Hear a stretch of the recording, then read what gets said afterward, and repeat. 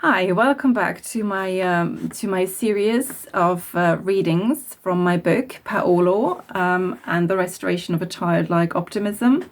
I've started yesterday with a prologue and didn't get far because I've tried to put some subtitles underneath, which allowed me only to have 7 minutes of video time.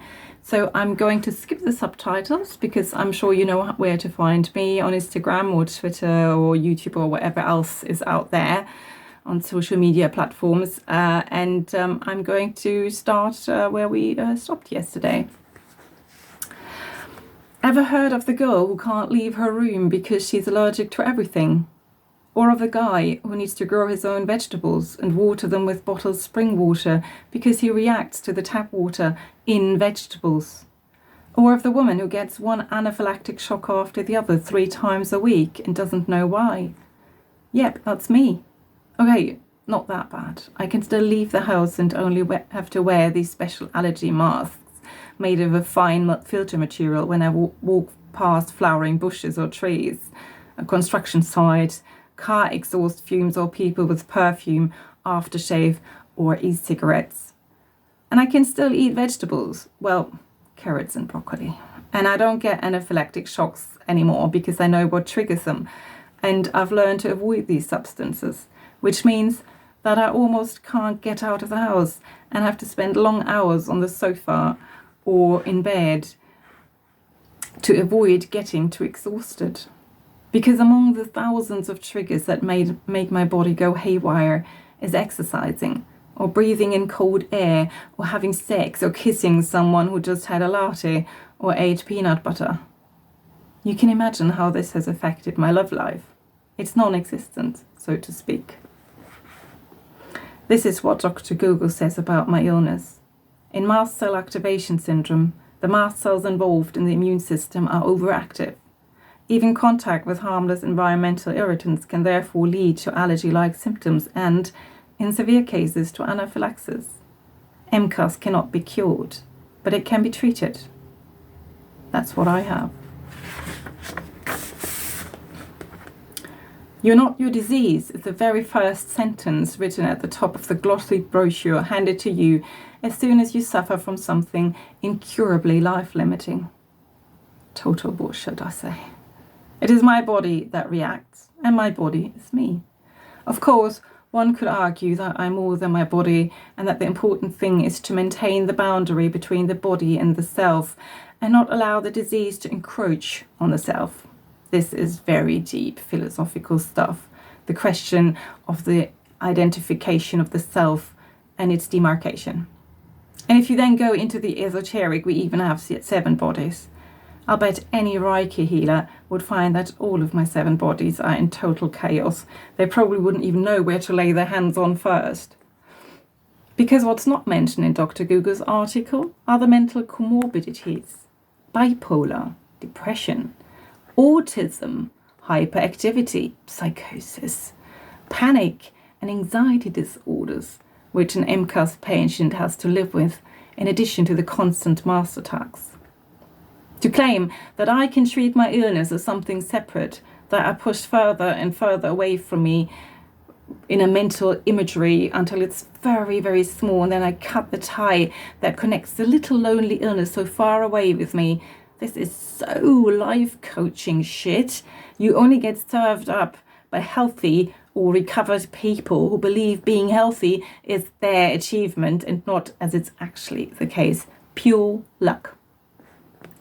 Assuming that being healthy or recovered is the result of having a positive outlook on life because you stayed so damn strong all along and believed in yourself and breathed golden light into yourself discredits the rest of the sick who don't heal spontaneously and die miserably of their diseases. At the end of the day, it's all about marketing the success of recovery lucratively, with YouTube videos that explain how to think, breathe, feel and massage certain points, Facebook member groups and dietary supplement programs to squeeze as much money as possible out of the hope of being one of the lucky ones to survive a deadly illness.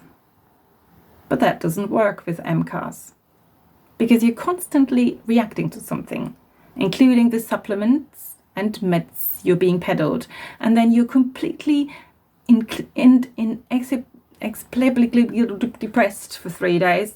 Sorry, that's me being German. So I'm using words that I can't even pronounce. Okay? So we skip this sentence now and continue with the sentence that I can actually speak. Okay. And then suddenly you're super hyper for 2 weeks and awake for 20 hours a day talking, thinking incredibly fast, and have incredibly fascinating ideas. And then all of a sudden you're normal again, but maybe a little bit tired, because being hyper can be quite exhausting. And then all of a sudden you've got this anxiety where you have panic attack after panic attack, and you have to check all the doors and windows and wardrobes 10 times a night. And during all of that, your throat swells up for a few days and hopefully goes down again. And big red welts cover your stomach, and you have a migraine for 2 days that brings tears to your eyes. And you have a small blackout, which luckily only lasts 2 hours. And after that, you feel a bit feverish for a few days, but that also subsides. And in between, you have to puke because a woman with perfume walked past you, and so on. In all this confusion, I'm supposed to know who I am. Am I that neurotic who so suddenly and inexplicably shrieks out in panic? Or this crybaby who bursts into tears at every opportunity? Or this agonizingly energetic laugh noodle who just cracks jokes all the time? Jean-Paul Sartre recognized this very well in his Lexicon of Arguments when he wrote that the self has no permanent intrinsic core, that it changes, that there is no real self, no en soi. And in my case, my self is merged with my illness, like a chain reaction under great heat, so that I no longer know where I start and where MCAS ends. It is hardly surprising that there's no one left in my life apart from my family. I'm too exhausting or weird or whatever for people to want to have anything to do with me.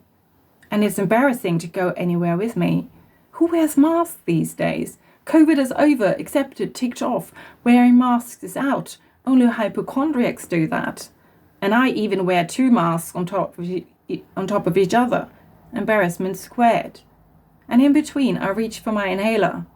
And sometimes, when even that doesn't help, I quickly run outside and throw up into the nearest flower bed.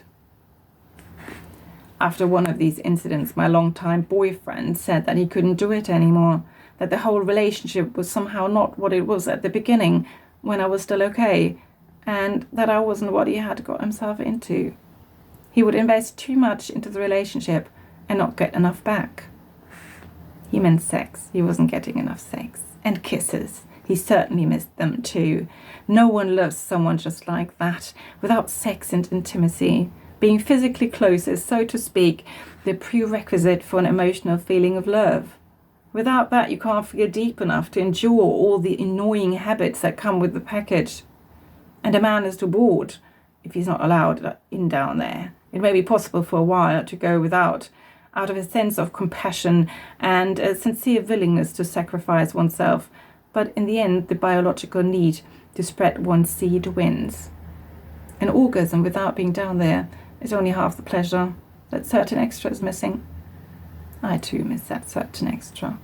The thought of spending the rest of my life without this opens a chasm before me, and all I can see is a deep blackness of renunciation and isolation and loneliness.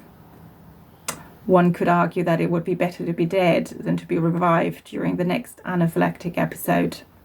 Maybe I should stop lugging my EpiPens with me and everywhere. Yes, they get heavy after a while. And take a chance. A kind of Russian roulette, so to speak.